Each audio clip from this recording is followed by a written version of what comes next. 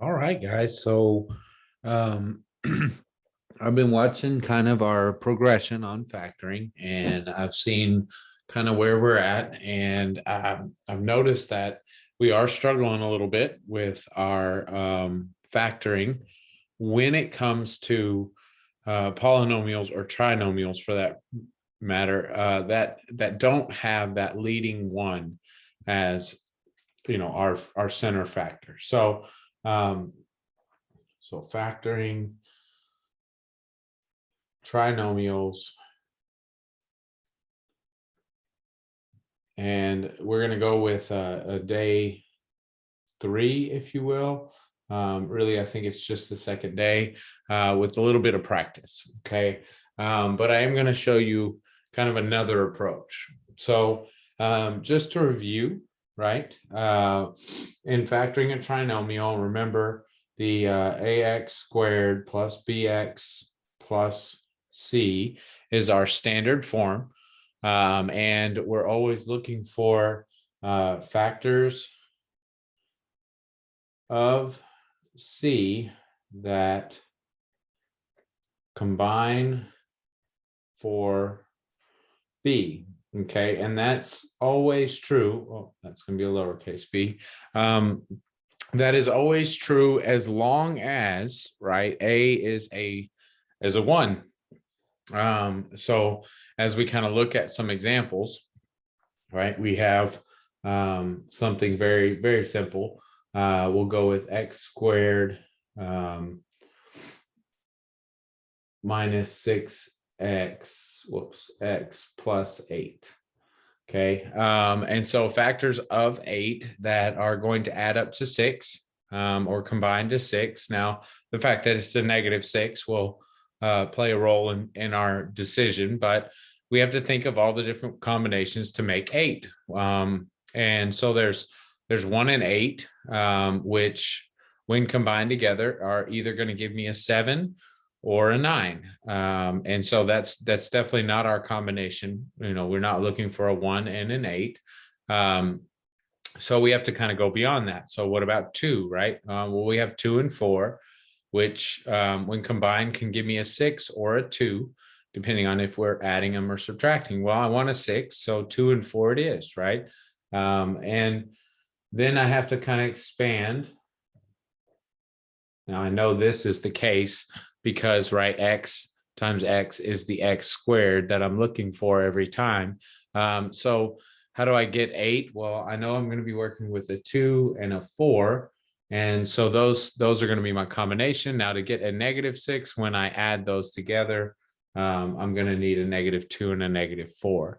And again, that just comes from our distribution. Just to show that, right, that x times x is x squared.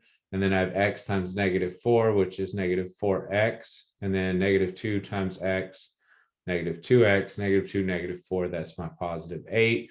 And it's those two right there that I'm always kind of checking. That's the game.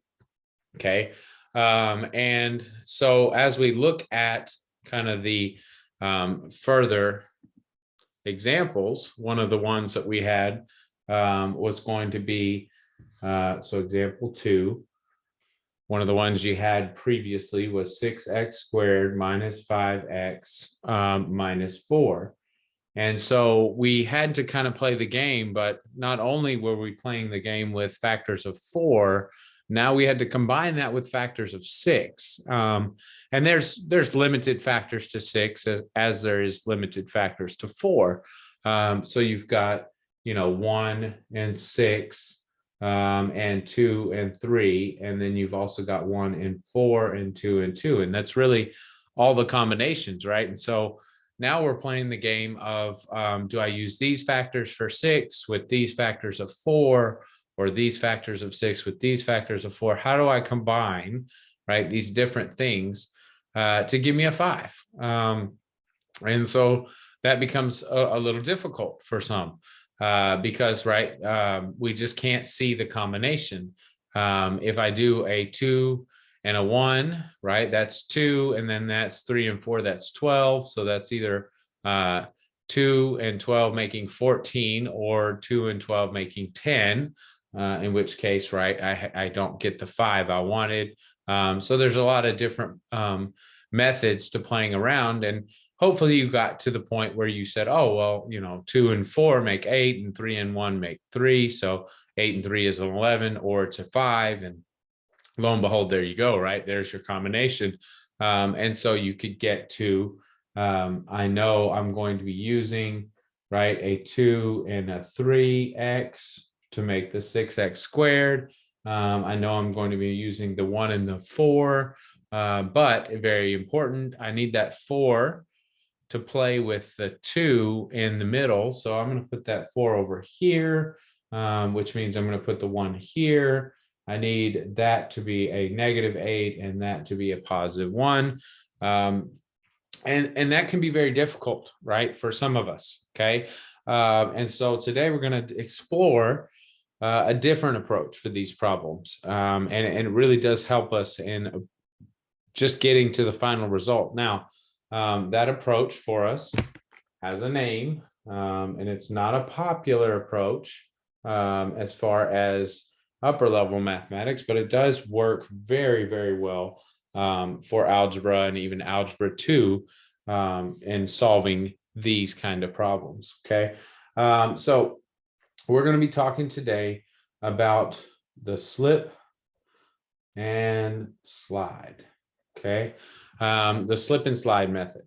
Okay, and so pay attention as we go. There's kind of just a routine to it, a procedure, and once you kind of understand the steps to it, it becomes second nature, and it makes these problems a lot easier.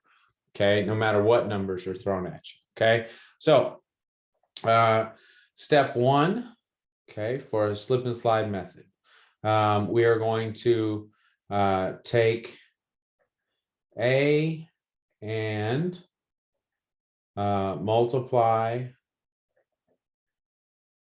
to C. Okay, so take A and multiply to C. And so kind of show you what that looks like. We have this same problem, just because we already know the answer.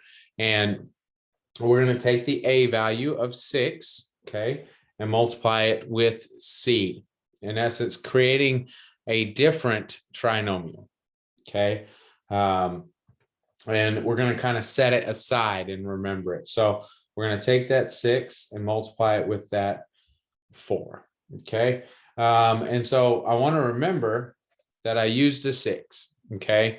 I used a 6 to start, and I need to just kind of hold on to that.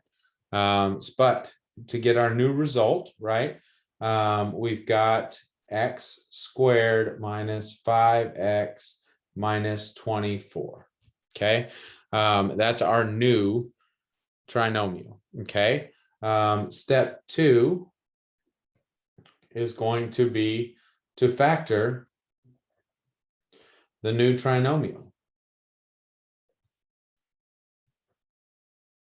And so since, in essence, I moved that A value to the end to join it with C, we now have a leading 1. And so we're not competing with all the factors of 2 different A and C values. Now we just have that C value to worry about. That gives me B, right? So what are the factors of 24? Then that could give me 5. Well, 1 and 24 are not going to work, right? 2 and 12, not going to work. But 3 and 8, right? 3 and 8 are going to work. Okay, 3 and 8 could give me an 11 or a 5. And so there I have it, right? I have my new factors being x plus 3 and x minus 8. Again, the minus 8 because, right, I have a -5 in the middle, and the plus 3 because I need them to be different so that I'm essentially subtracting.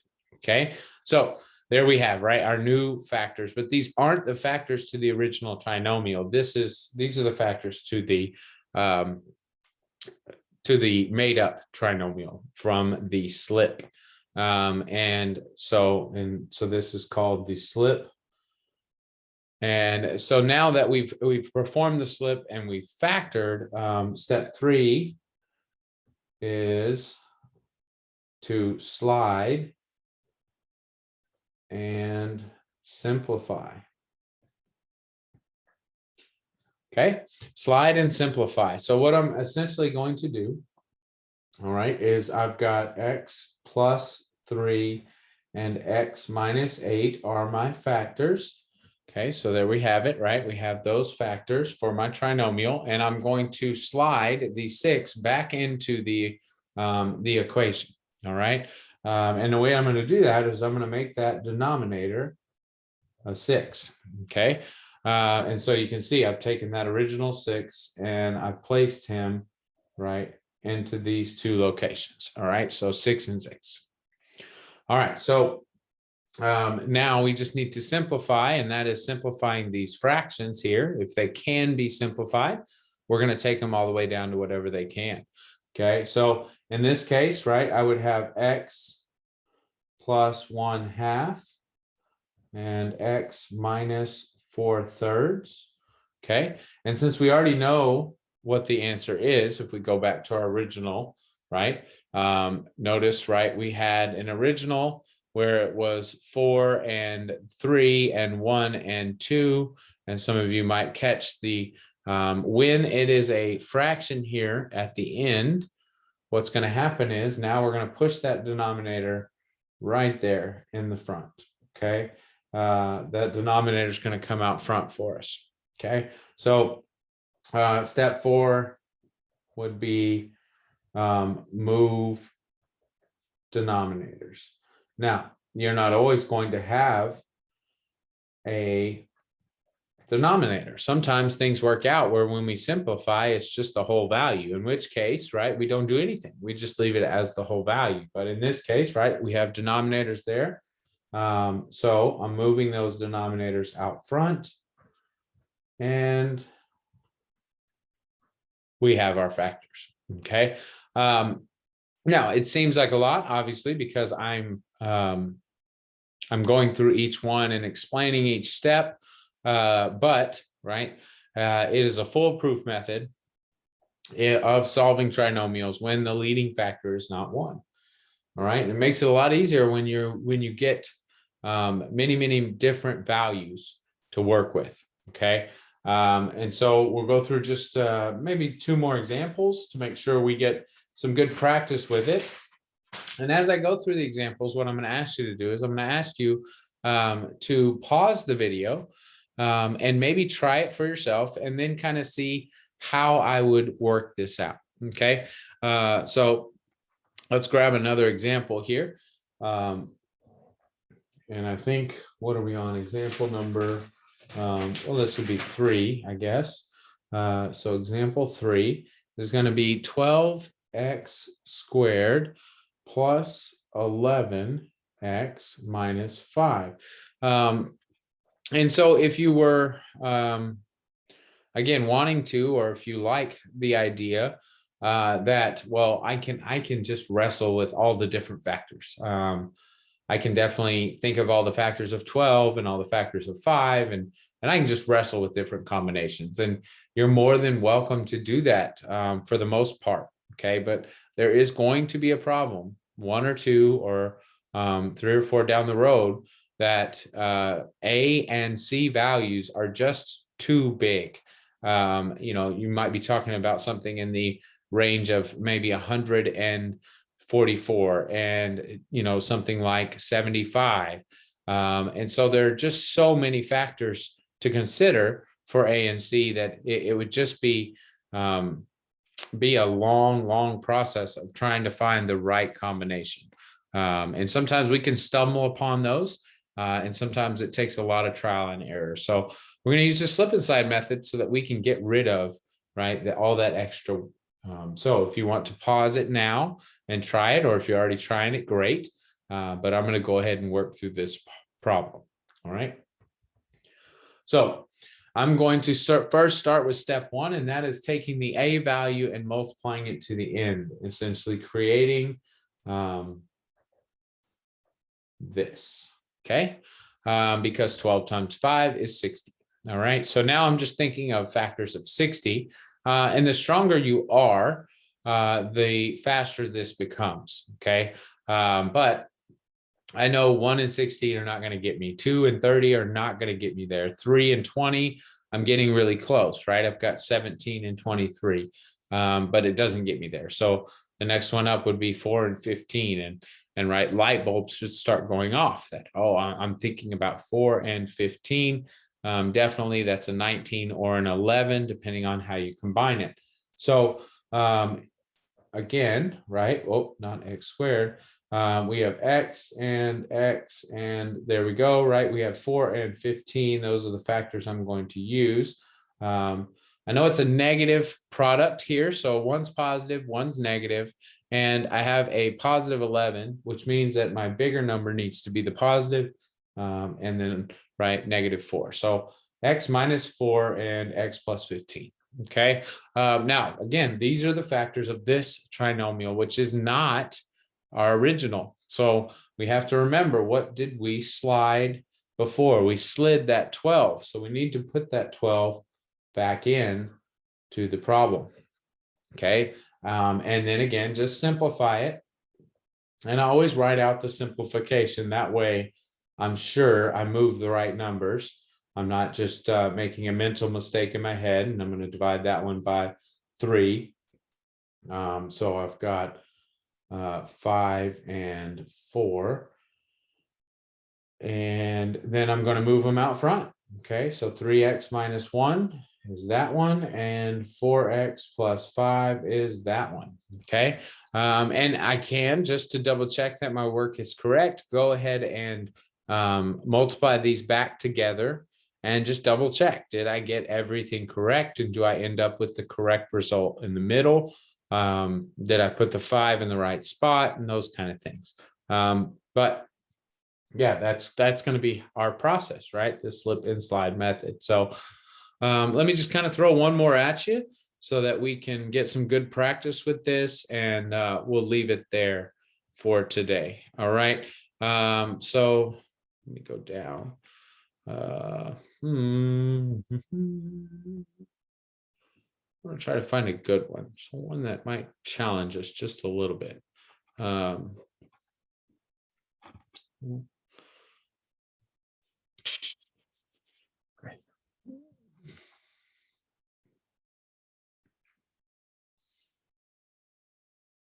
Okay. Well, not the hardest one, but we can definitely use it. All right. So example 4. All right. So I've got 9x squared plus 6x minus 8. Okay. Maybe I can try and make one up on my own here for a challenge question at the end. But there you go. There's the one I want you to work with. And again, if you want to wrestle with the factors of 9 that give you and 8 that give you 6 when you combine them in some form or fashion, by all means, feel free. But right, we're trying to practice this method. So first thing is to slip. We're going to slip that 9, right? The 9 is the important guy here. So I've got x squared plus 6x minus 72. And again, that just allows me to easily factor, because all I'm concerned about are the factors of 72 that give me a 6. A very common one would be 9 and 8, but that's only a 1 or a 17. So way off track there. I'm going to have to expand a little bit. 2 and 36 are not close enough. 3 and what is that? 24. Still not going to get there. 4. Let's see. 4 has to go. That's 4 and 18. Still not going to get me there. And 5 doesn't go. 6. Where's 6 at? 6 and 12. Okay. So there you go. Right. We have 6 and a 12. Those are going to be my magic numbers. And we just have to decide then which one is positive, which one is negative. And I go back and I decide, well, the 6 is positive in the middle, so I need more positives. And so there we have it, right? We have our factors. We go ahead and put our 9 back in there. Simplifying in the next step, don't get ahead of yourself, so that we're sure we use the right numbers out front. And so we've got dividing each by 3. That's a 4 and a 3. So we're going to bump that 3 out front, 3x minus 2, and 3x plus 4.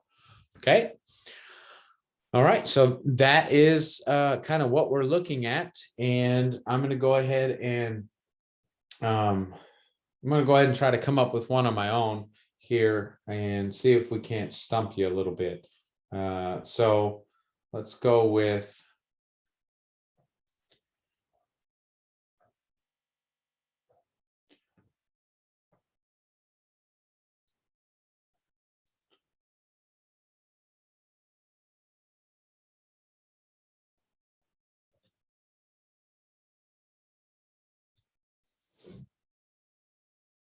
a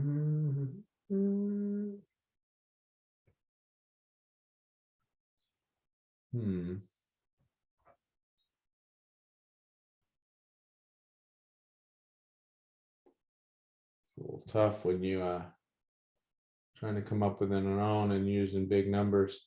So there we go. All right. So this example for us is going to be, so example 5, your challenge question for today, 18x squared plus 124x minus 14. Okay, that's going to be your challenge. See what you can come up with. You can shoot me your possible answer in a message and see what you come up with. Tried to throw it out there a little differently. But you can see, right? These are really, really strange numbers. They really don't have a close relationship. So trying to wrestle with all the factors of 18, not many of 14, but lots of factors to 18 to combine, and then to give us this really strange 124 in the middle. So, see what you can come up with. If not, right, hit me with the message, and I'll see if I can't get back with you and help walk you through the process. All right. Any questions, comments, or concerns, guys? Just let me know. If not, thanks for your time.